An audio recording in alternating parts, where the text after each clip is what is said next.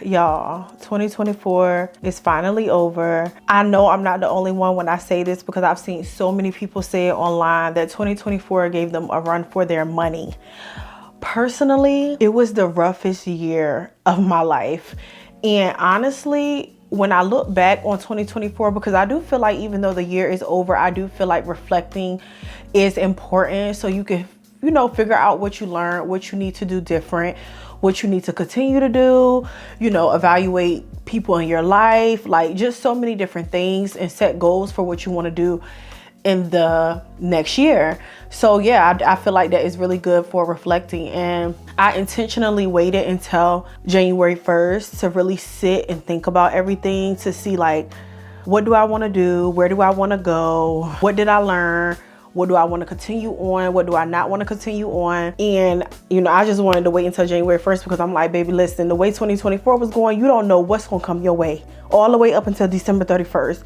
You do not know. Personally, for me, when I look back over the year, it's so weird, because when I reflect on everything, nothing externally changed for me. Like, I didn't get a new job. I didn't get pregnant. I didn't welcome, you know, well, I was about to say I didn't welcome a new baby, but that's the same thing. Like, I didn't move. I didn't get a new car. My income stayed the same, relatively stayed the same. You know what I'm saying? Like, I kept the same job. And even though I'm very much so blessed, I am, you know, I'm grateful. I feel like that it was just the roughest year of my life, honestly.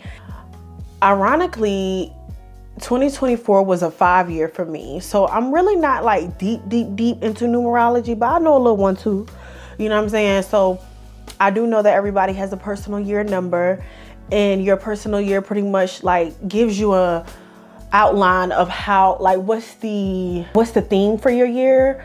And if you know anything about the number 5 is just about transformation and change. And when I say y'all, literally, oh baby, I feel like 2024 grabbed me by my hair, and it wrapped it around his hand, and just dragged me back and forth, up and down the street. And then when you think that, all right, I got out the hard part, nah. Round 2, I'm coming back to get you, and I'm about to drag you some more. And then I feel like by the end of the year, it just spit me out, and now I'm just left to heal, left to get myself together, gather myself. You know what I'm saying? That's how I felt. That's how I felt. I will say throughout the year, it was very emotional for me. I'm a Cancer, so I'm emotional anyway. I'm literally like, sun, moon, and rising are all water signs. So I'm emotional anyway.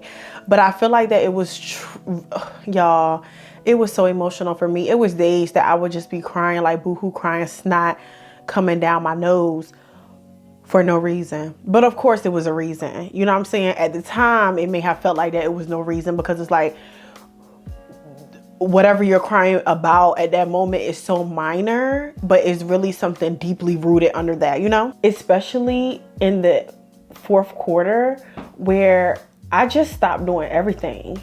I stopped doing content. I stopped going to the gym. I stopped reading my devotional. I stopped reading books. I just stopped everything.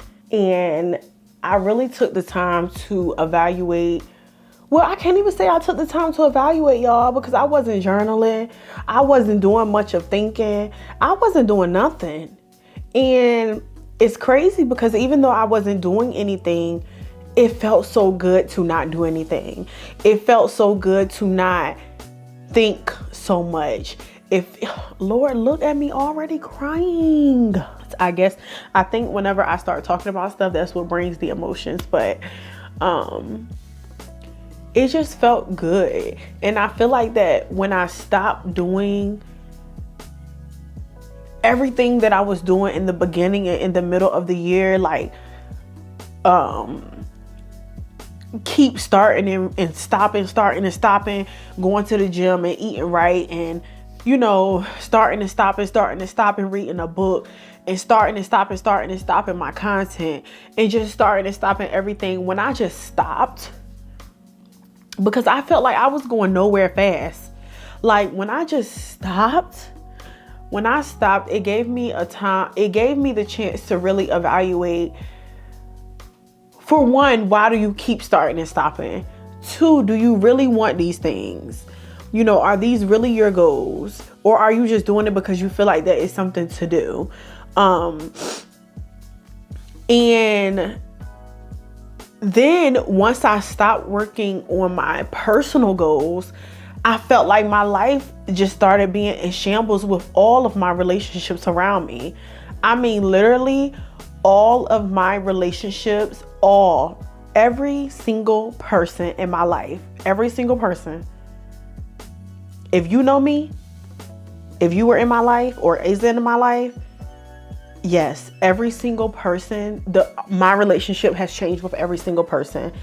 And even though people, online, they'll be like, oh, people come in and out of your life and seasons change and everything like that. But for somebody that really does not like change, and for somebody that also, I do feel like I have attachment issues, that was really hard for me. Like, that was truly hard for me, for all of my relationships to change. I mean, even down to my kids. And when I say change, I don't mean just bad change.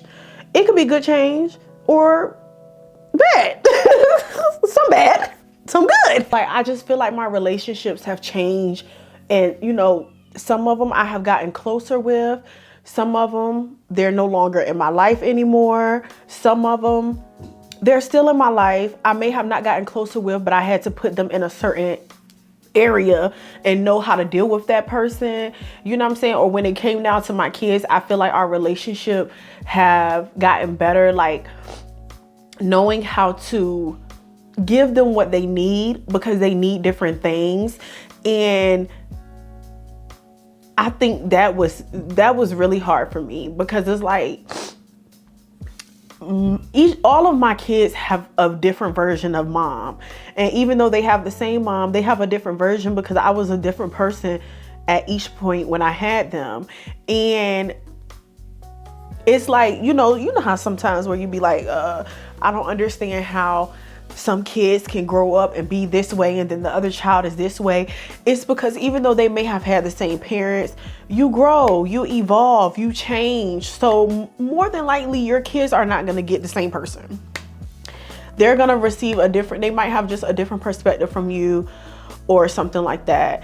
And that was a lot for me. That was really emotional for me. I mean, even after the day after Thanksgiving, y'all, I was boo-hoo crying.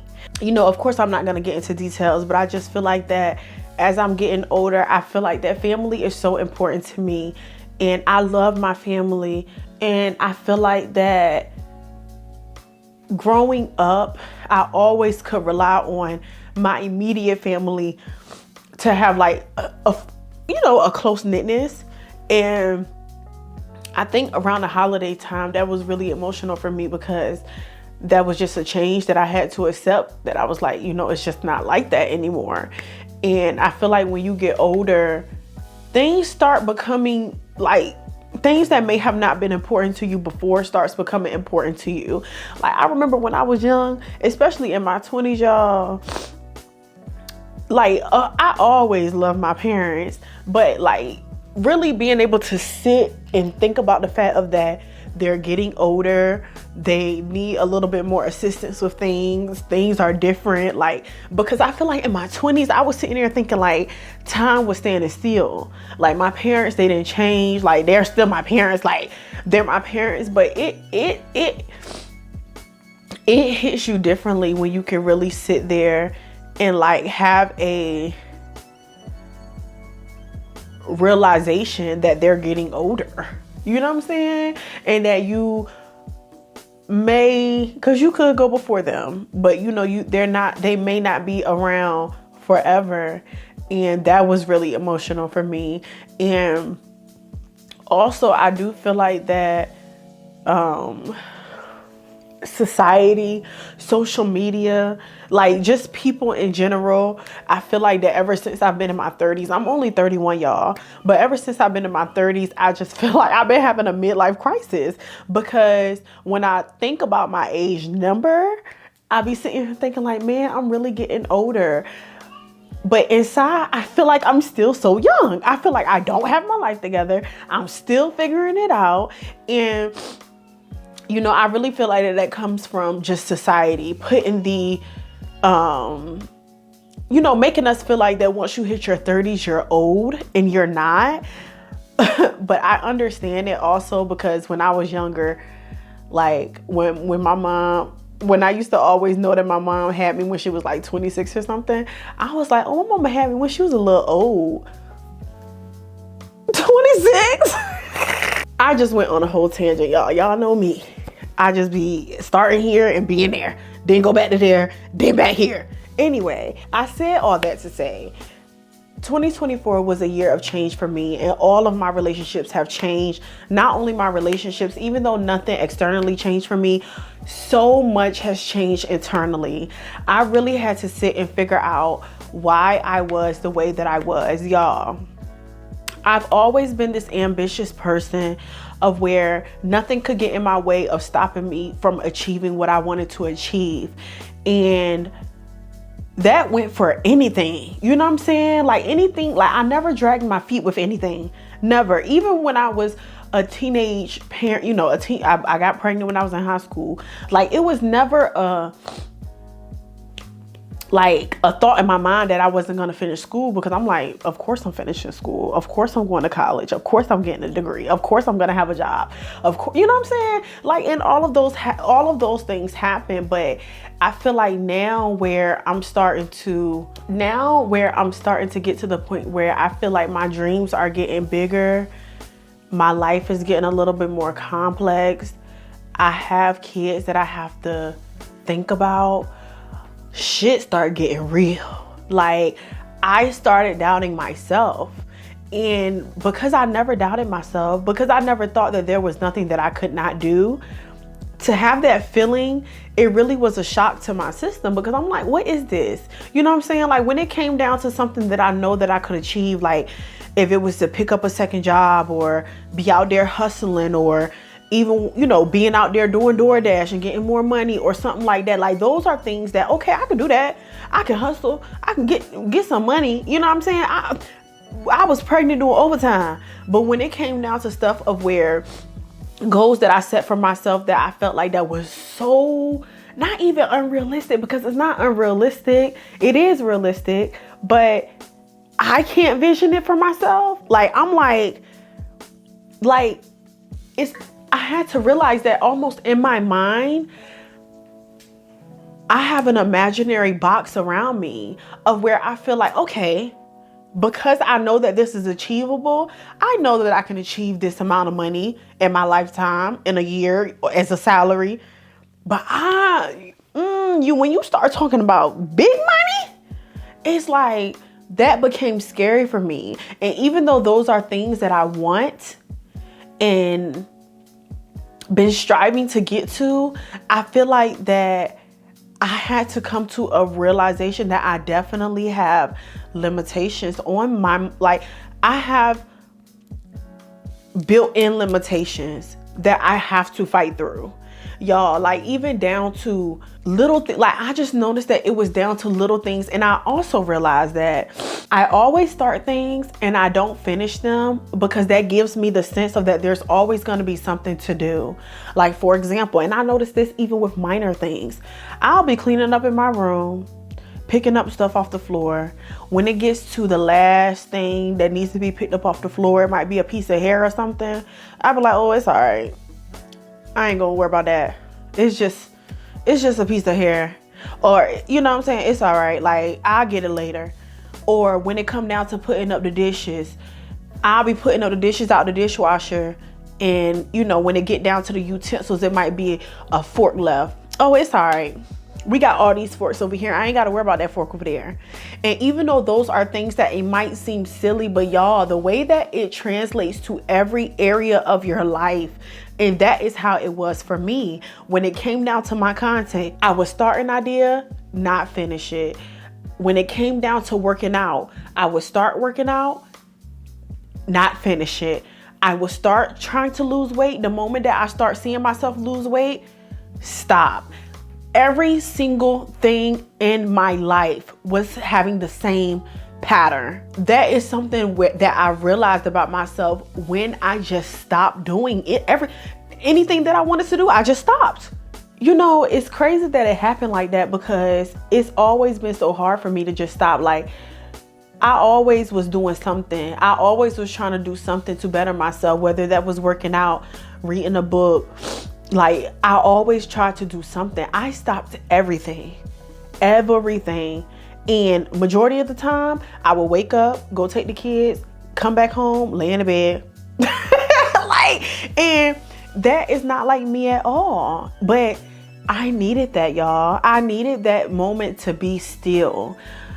So I don't want this whole thing to be long and drawn out, but I did want to make this video because I feel like that, you know, I have people that inbox me or DM me and say they want more content, and I'll be out and about and I'll see people and they'll be like, oh, I love your podcast, or oh, I love your videos, or yada, yada, yada. And I just be like, I feel like that I'm letting myself down and other people, and I don't want to do that anymore. And I couldn't just come back on and be like, okay, here's a video. Like, where you been? You know what I'm saying? So I didn't want to do that. So I just wanted to give a recap of everything that I have been dealing with internally, and also set the expectation. 2025 is definitely a year of expectation for me. I expect to have amazing relationships. I expect to have an amazing love life. I expect to have amazing friendships. I expect to be successful. I expect to be organized. I expect to have my finances in order. I expect to have a banging body. I expect to be putting out content that I enjoy, and quality content. I expect to be an amazing mother. I expect all of these things. It is definitely a year of expectation for me, and I will not have it any other way. And for a moment, I was getting down, because literally everything that I feel like I put on my vision board for 2024, which is still right there. Y'all can't see it, but it's still right there. When I look at that vision board, I don't think I reached not one thing. I don't think I reached not one thing, but I'm okay. Like, I needed that year. I needed that year. I needed that year. It put so many things in a clear view for me of things that I know I have to fight through, things that may come up in my head about myself that I know that is not true. And I had to tell myself, like, Yvette, you know these things are not true. You know, it's just, I needed it. I needed it. So even though nothing on the outside changed for me, everything inside has changed. And I'm ready for 2025, y'all. I hope y'all ready. I hope y'all have y'all goals. I hope y'all learned so much about yourselves last year. And I hope y'all was able to reflect, to know what you want to continue to do or not continue to do, or who's going to come with you in 2025 or who's not going to come with you in 2025, or who you got to put in that little circle off to the side. You know what I'm saying? So yeah, cheers to 2025. That was so corny. All right, y'all, bye.